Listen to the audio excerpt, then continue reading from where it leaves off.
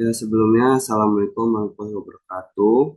Kami dari kelompok 2 akan mempresentasikan hasil diskusi kami tentang cerebral palsy.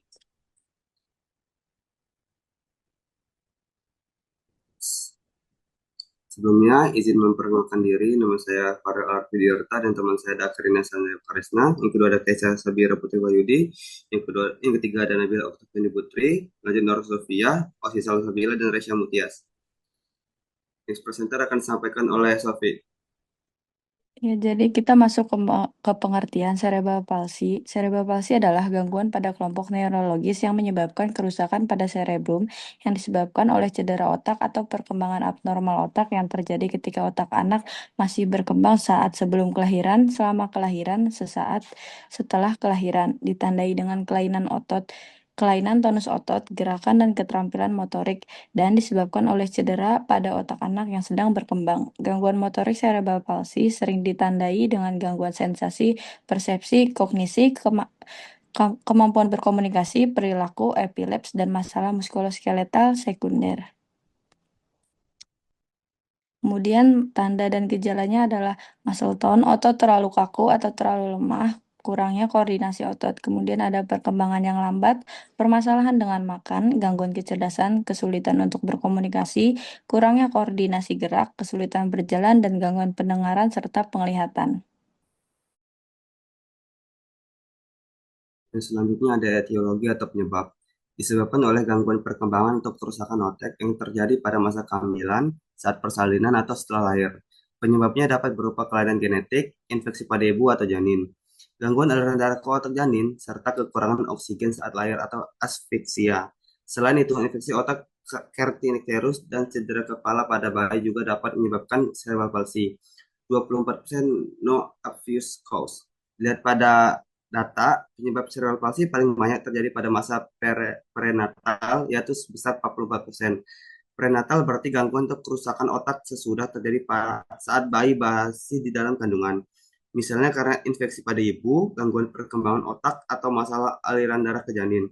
Kemudian sebesar 19% terjadi pada saat proses persalinan atau labor and delivery. Contohnya karena bayi mengalami kekurangan oksigen saat lahir.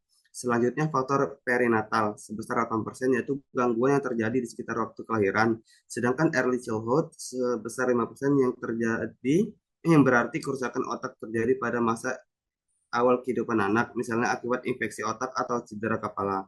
Selain itu, sekitar 24 kasus cerebral palsy belum diketahui penyebabnya.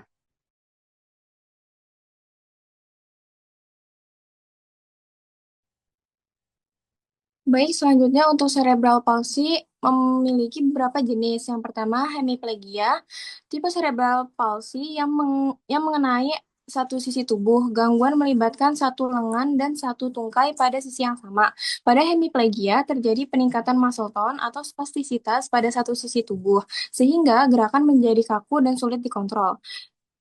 Anak sering menunjukkan postur khas berupa shoulder internal rotation, elbow flexion, wrist flexion, dan juga equinus pada ankle. Yang kedua, diplegia, tipe cerebral palsy yang terutama mengenai kedua tungkai, sedangkan kedua lengan terkena lebih ringan atau hampir normal. Tipe ini merupakan salah satu jenis CP yang paling sering ditemukan, terutama pada anak prematur. Pada diplegia, spastisitas dominan terjadi pada otot-otot tungkai seperti hip adductor, hamstring gastrocnemius, dan hip flexor.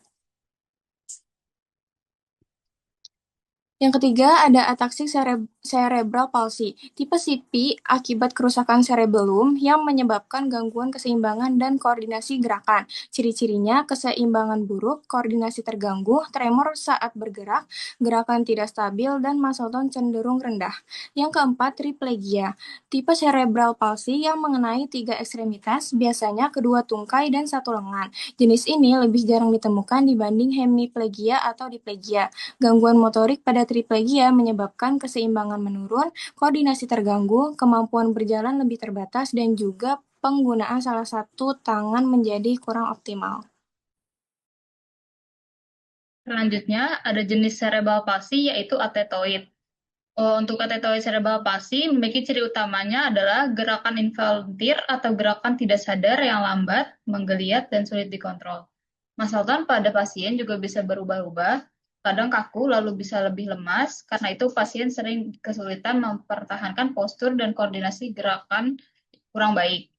Lalu selanjutnya ada dystonik cerebral palsy, ditandai dengan kontraksi otot yang tidak terkontrol sehingga menyebabkan postur tubuh abnormal dan gerakan memutar yang berulang. Pada tipe ini, peningkatan massa otot bisa terjadi secara tiba-tiba sehingga gerakan pasien tampak kaku atau memutar secara abnormal.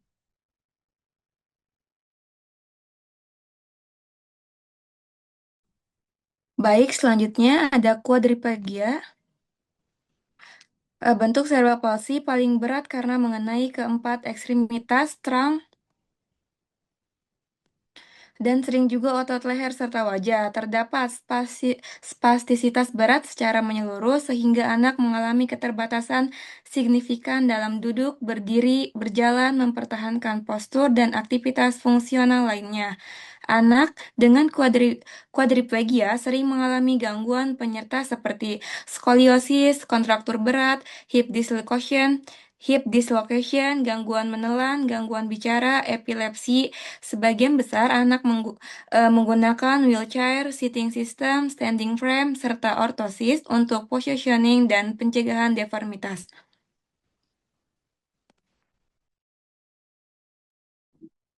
Lalu selanjutnya ada GMVCS level 1, yaitu Walks Without Limitation. Ciri-cirinya yaitu berjalan mandiri, tidak membutuhkan alat bantu, dan keterbatasan hanya pada aktivitas motorik yang lebih kompleks. Lalu juga ada level 2, Walks with Limitation. Ciri-cirinya berjalan tanpa alat bantu pada jarak dekat, cepat lelah saat berjalan jauh, dan keseimbangan mulai terganggu. Lalu level 3, Walks using a Health Mobility Device. Ciri-cirinya membutuhkan alat bantu jalan, keseimbangan buruk, berjalan lebih lambat, dan aktivitas berdiri dan berjalannya lebih terbatas. Lalu level 4, Self Mobility with Limitation. Ciri-cirinya lebih sering menggunakan kursi roda, berdiri dan berjalan sangat terbatas, dan membutuhkan bantuan caregiver. Lalu level 5, Transport in a Manual Wheelchair. Ciri-cirinya mobilitas sepenuhnya menggunakan kursi roda, kontrol kepala dan terang sangat rendah, dan keterbatasan berat pada gerakan tangan dan kaki.